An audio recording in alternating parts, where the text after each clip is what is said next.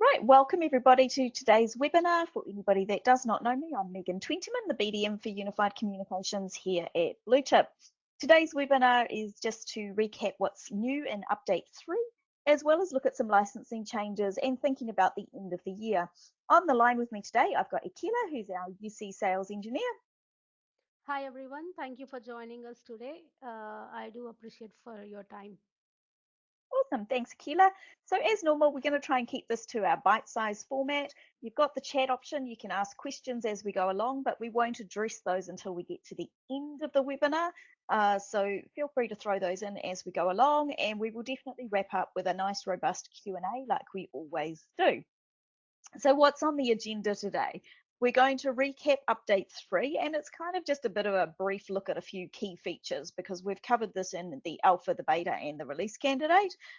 We'll look at the new Android mobile app. There's been some licensing changes, so we'll wrap those up. We'll be talking about that migration from version 18 to version 20. Hopefully most people are well underway with that. We're going to look at the targets for 2024 around the partner program, and then we'll do the usual wrap up and Q&A session.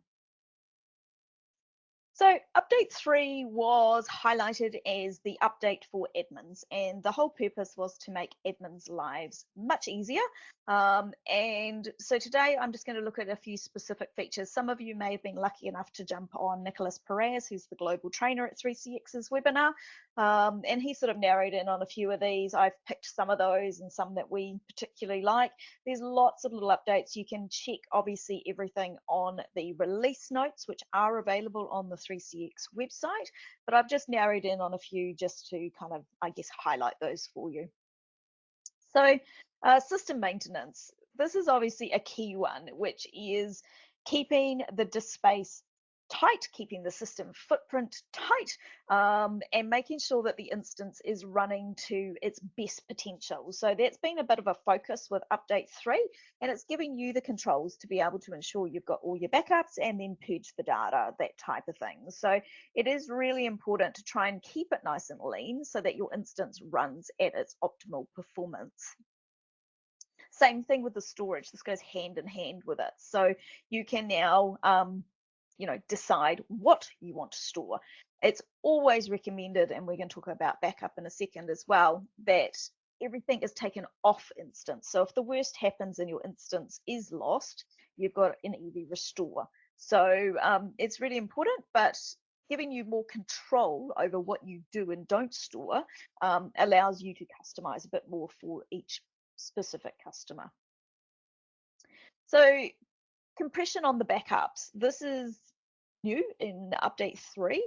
It's highly recommended, as I mentioned, that the backups go off instance. You don't want them on your same virtual machine or your same NUC or your same web storage. It's really, really important that you have your backup separate from your instance. This will increase the backup time slightly, but give you a much smaller, compact, compressed backup. So highly up to you whether you choose to use it or not. It can be disabled. You can also encrypt that backup with a password. So you have a lot of options there available to you as well. Hand in hand with all of that is failover, which is available in the enterprise license. In Update 3, introduction of hourly restores. So you were able to restore to the closest point if the worst should happen. We don't hear of instances going down very often. It still does happen very, very occasionally, but it's always good to be prepared and have that available for it. Now, there's a few more customizations available with the SIP phones. So one of those is being able to use a custom or an unsupported firmware. So 3CX will still highly recommend you use the firmware that they have tested from the manufacturer and ensured is working with 3CX. But we know there are occasions where you need to use a different firmware. Maybe it's recommended by the hardware manufacturer. Maybe it's something you're specifically doing. Maybe you found a bug in a piece of hardware from, Yealink or Grandstream or Fanville, whichever partner you work with for your hardware. So this option is now available in version 20, and it's one that we know many of you may need to use off and on for different customers. The other thing from your IP phone side of things is you're able to reassign the D&D function with away or custom to profiles being set how you want them to be shown, and with the click of a button, you can put yourself into that status. Another key improvement with update 3 is around the SBC. So as we all know, an SBC is required to be on site when you have IP phones on site and you're running a cloud instance of 3CX. This was causing a few problems where you are using the departments as they're meant to be used, and the admins for each department were not able to actually configure phones because they didn't have access to it. You can now have an SBC per department if you wish to. This is purely a choice thing, and it's up to you to work out what works best for your setup, your configuration, and your customers. But this is available. You can't have it all either. It's either you do department SBCs or you do the global SBCs. So just bear that in mind. The other thing that came in with update 3 was some more granular controls. This is fantastic when you're training new staff because the reality is that a team leader or a manager is generally not the person sitting next to the newbie, teaching them what to say and helping and coaxing them along with calls and that type of thing. So it's normally one of their colleagues. So being able to assign the barge in, listen in, and whisper options to a user is a really, really useful tool. And this is a key feature that often is maybe underutilized in 3CX, and one that I would recommend making your customers aware of that it is available to use. Other options for the users, you can enable or disable the 3CX talk per user or system extension. And then we have the automatic scheduler for user profiles. So company-wide changing of status based on the opening and break time hours. So just again, little helps that make the admin's life that little bit easier. This is probably the most asked for feature that we have been pleased to see come back in update 3, which is the ability to edit multiple extensions at one time. So for admins, this is, a simple feature, something that you really wanted, and it's back. So really happy to be able to have that back for you and make your lives that much easier. The other thing that we touched on in our previous webinars about update 3 was the new call script store. So the call scripts that have been released are available there. Now, I've had a number of people go, oh, I can't see it. And that's because they're on hosted by 3CX. This will be able to be seen from update 4 onwards as the indication. So we'll just wait patiently for that. But for those that are doing their own private cloud hosting or on-prem hosting, you will now have access to this. Is also the CRM improvements. So call transcription, call summary, the recording link, you can use the Open AI Whisper or the Google Speech. We will cover this a little later in the webinar when we look at the license changes, but if you're using the Open AI Whisper and the sentiment analysis, you do require an enterprise license from update 3 onwards. The Google Speech is still available from the Pro license, and we will cover that off again shortly. Now, I'm going to let Akila take over for the next few slides so that she can present some more of these changes in update 3 and give my little voice a bit of a rest. And I will then be back to wrap up the end of the webinar. So over to you, Akila. Thank you, Megan. Thanks for your brief overview on the recent updates. Now I will continue by adding some of the additional updates of 3CX. So in update 3 3CX, now let's your calendars sync both ways with Microsoft Teams. If you set a meeting or change your status in Teams, 3CX will show the same status automatically. And if you update your status in 3CX, Teams will show that change, and it is like vice versa. This makes sure people know when you are busy or available, no matter which app you use. But before you set up bidirectional sync, please ensure your Microsoft 365 integration is correctly configured. And the next is 3CX hosted. So 3CX hosted has recently expanded its capabilities by removing several restrictions, providing greater flexibility and control.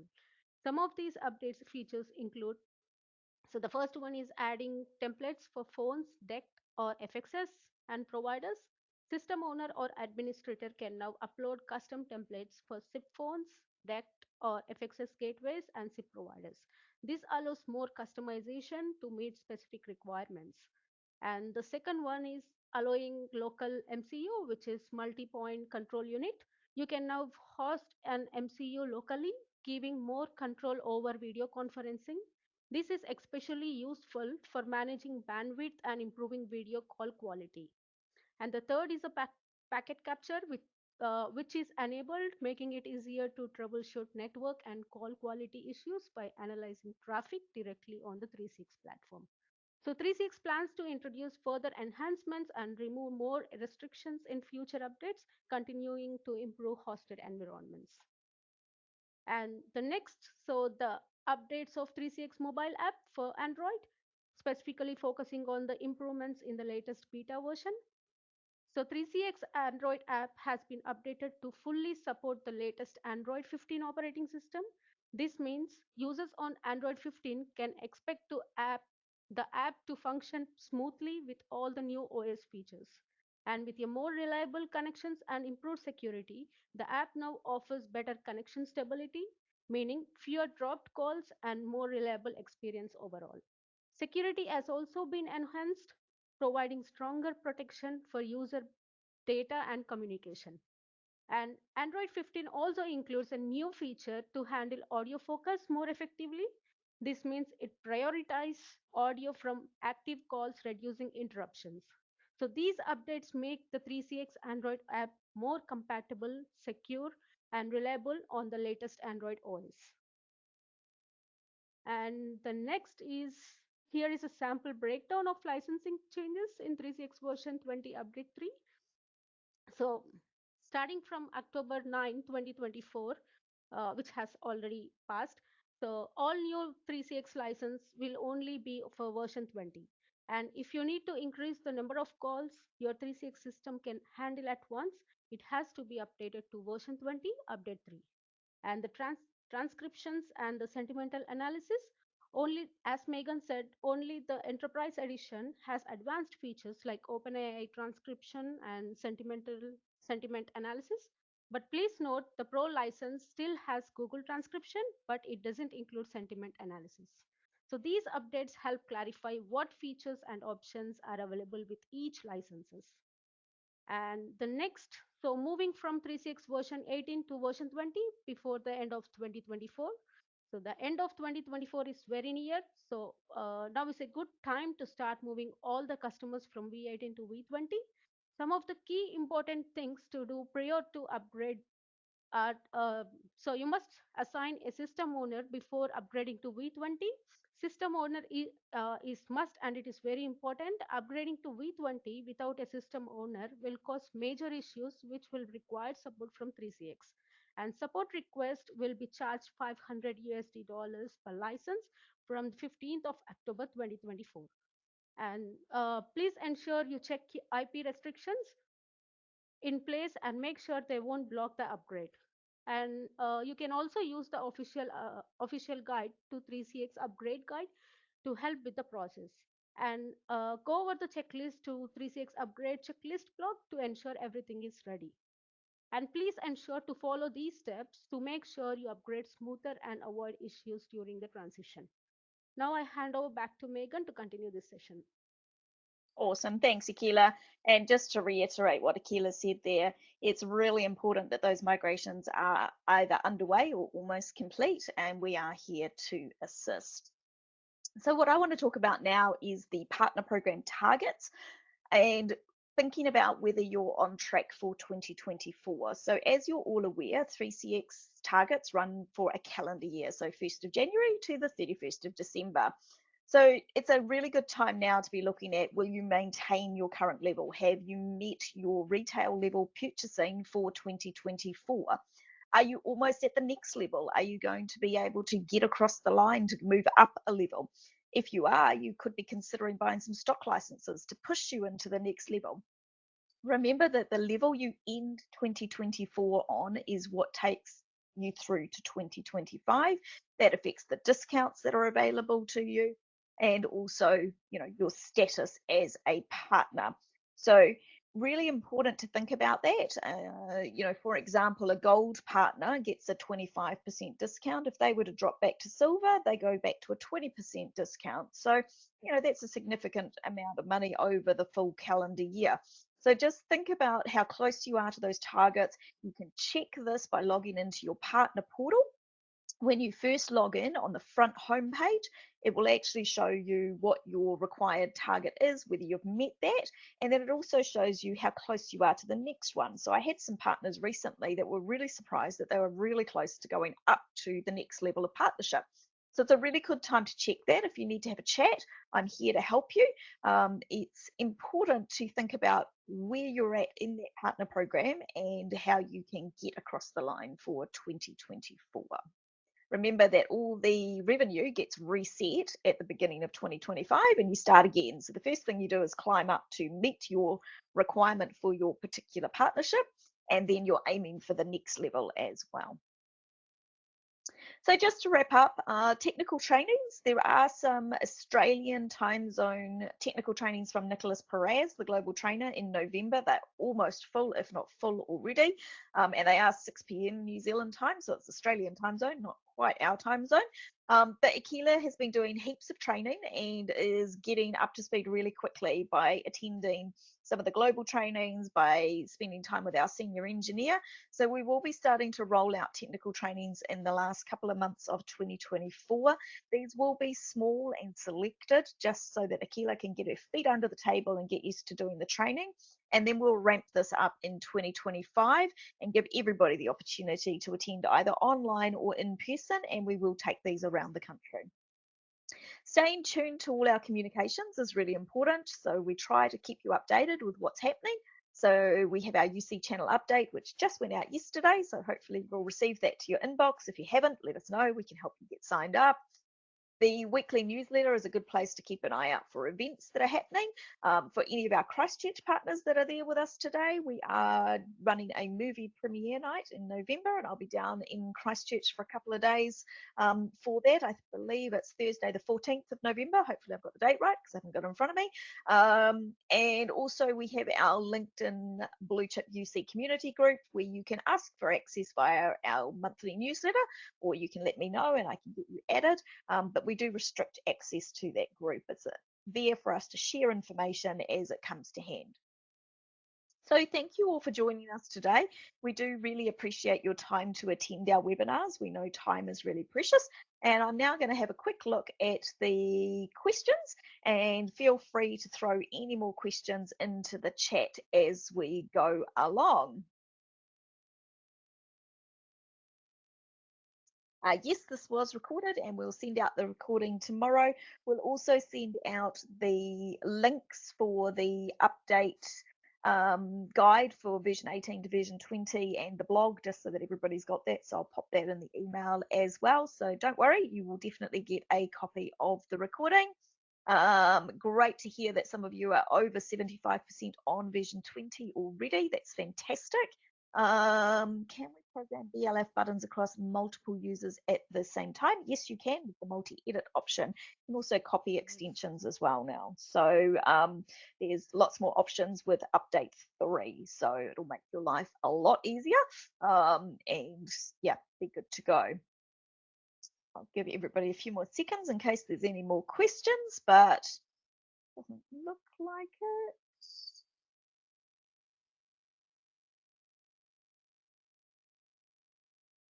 Oh, Akila's just popped an image into the chat there for you as well, showing the multi-edit for BLFs.